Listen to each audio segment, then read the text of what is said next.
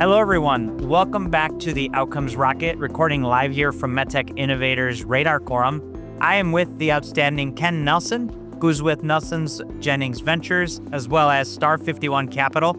Welcome to the podcast. Oh, appreciate it, Saul. Thanks for having me. Absolutely. So tell us a little bit more about you, Ken, and the work that you do. Yeah, so I got into cardiac, 20 plus years ago, first with Guidant and then Boston Scientific on the pacemaker side. And then from there, commercialized what became 3 of the 4 biggest players in the cardiac digital health and remote patient monitoring space. The first was iRhythm, which eventually went public. Second was BioTelemetry, which was acquired by Philips. And then the third was a company called Bardy Diagnostics, which was acquired by Hillrom and Baxter. And that's the company where I first got to know Medtech Innovator and Paul Grand and really got interested in what Medtech Innovator is doing. That was back in 2019. That's cool. So congratulations, first of all. Oh, thank you. On the track record. Yeah. What did you see, as you were sort of, you saw the first one, right? Yeah. iRhythm. Yeah. But you saw the opportunity continue. Yeah. What did you see?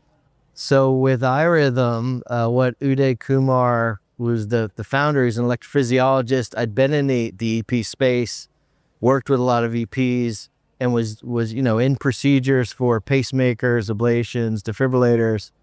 And as far as I knew, the monitoring space was a fairly bland space. People hated to wear these monitors that had these wires on them.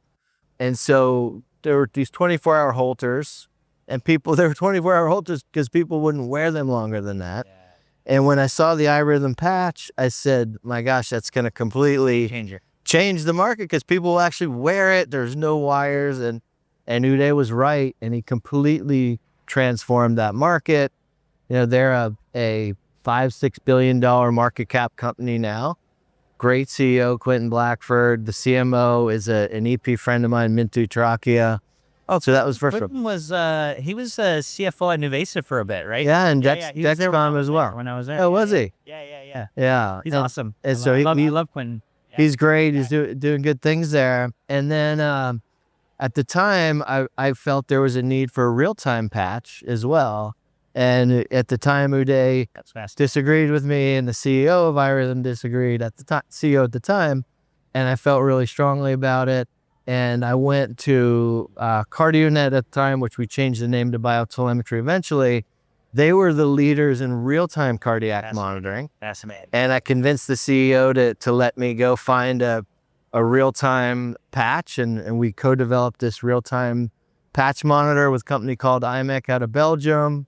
That became the leading product in the real-time cardiac monitoring space, and that was bought by Philips for, I think, $2.8 billion. That was interesting. And then Gus Bardy, he completely disrupted the space again with a really accurate non-real-time monitor. And that one, Paula Violette, the ex-CEO of Boston Scientific. Yeah. Which is, I started at Guidant. Boston bought us, someone I really respect and consider a mentor. He recruited me to Bardy.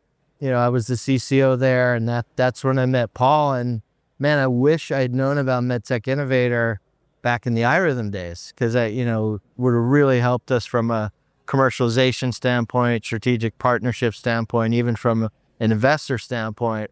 But this has been one of the most impactful decisions that I've made career-wise, was to pitch Medtech Innovator, to go through the program, which was extremely helpful and impactful.